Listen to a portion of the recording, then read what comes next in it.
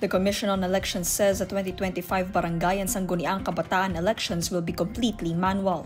In an interview, COMELEC Chairman George Garcia says the preparations of the COMELEC for the Barangay and Sangguniang Kabataan elections are for full manual elections. Siyempre, ang paghahanda ng COMELEC ay pang full manual elections tayo. Pinag-aaralan namin, baka pwede sakali magkaroon ng pilot test man lang ng isang automated election.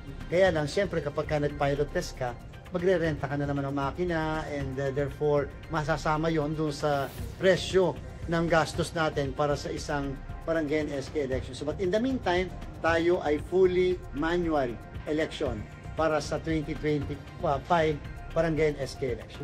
Garcia says that implementing manual elections for the Barangay and Sangguniang Kabataan elections will be less expensive than the automated voting and canvassing. According to Garcia, the government has allotted 11 billion pesos for the Barangay and Sangguniang Kabataan elections.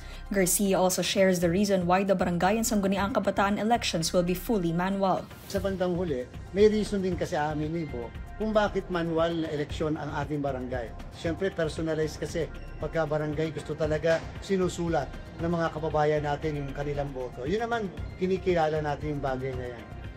At siyempre, mas patipid kapag manual na halalan kumpara sa isang automated election. However, Garcia observes that it is really the automated elections that reduce the risk of election-related violence or irregularities. Garcia maintains that the Barangay and Sangguniang Kabataan elections will push through on December 1, 2025.